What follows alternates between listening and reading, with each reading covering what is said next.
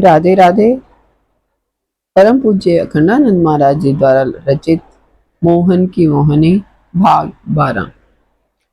हाँ कन्हैया, क्या मुझे इतना अधिकार नहीं कि तुमसे कह दूं कि मुझे अब मत छोड़ो, एक क्षण के लिए भी मुझसे अलग मत हो। हाँ, अधिकार क्यों नहीं, सब कुछ कह सकते हो, कर सकते हो। तुम मेरे हो, मैं तुम्हारा हूँ। हम एक साथ खेला करेंगे। इस समय उन ग्वाल वालों के पास जाना जरूरी है जो कहीं आड़ में छिपकर मेरे ढूंढने के लिए आने की प्रतीक्षा करते होंगे। उनके हृदय में कितनी उत्कंठा होगी। वे उलझ उलझ कर उचक उचक करके देखते होंगे।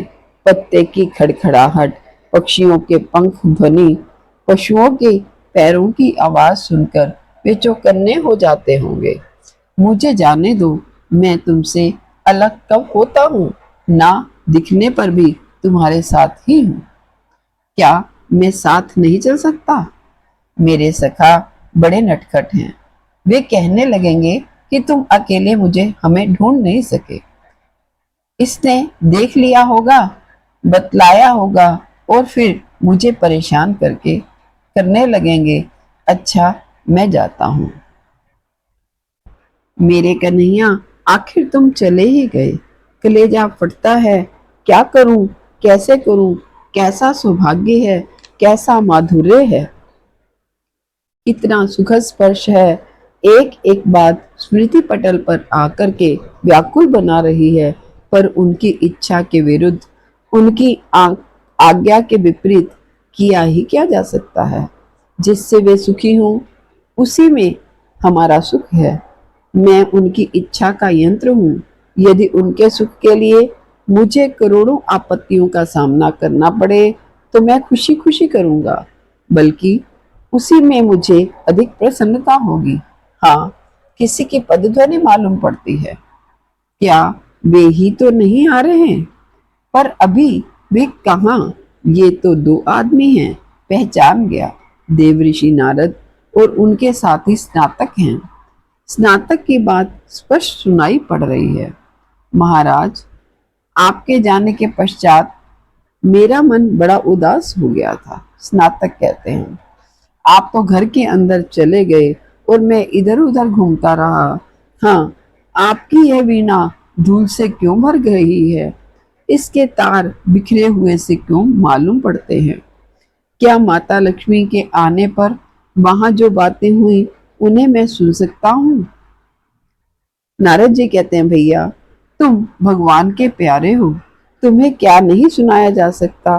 माँ लक्ष्मी आई पर कुछ बात ना हो सकी। राधा के सौंदर्य को देख करके उन्हें दूर से ही मूर्छा आ गई। जो पार्षद उनके साथ विमान पर आए थे वे उन्हें लेकर के वापस लौट गए। अब वीणा की बात सुनो। मुझे मालूम हुआ कि कई दिनों से वृंदावन में एक परिवार आया हुआ है। उसमें स्त्री, पुरुष और दो बच्चे हैं।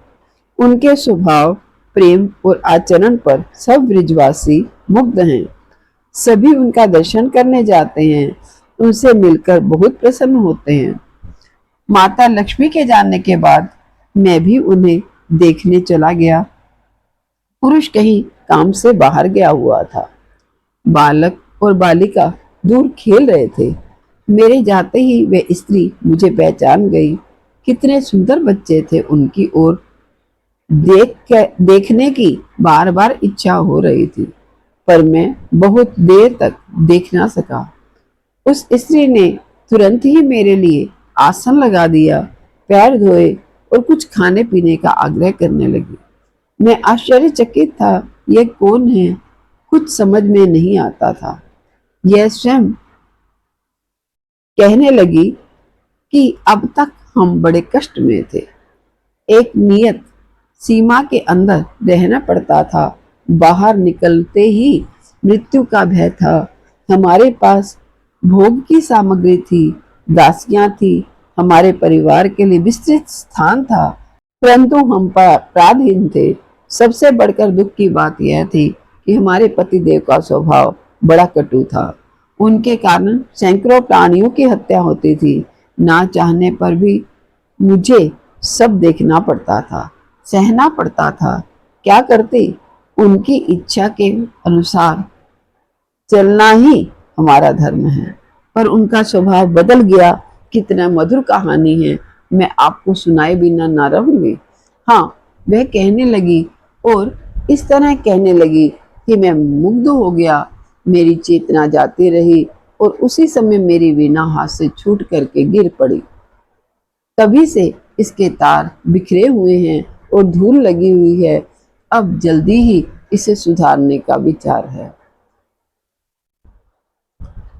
शेष आगे वो स्त्री कौन है, उसका पति कौन है और वो बच्चे कौन हैं, इस विषय में हम कल बात करेंगे। राधे राधे। आपका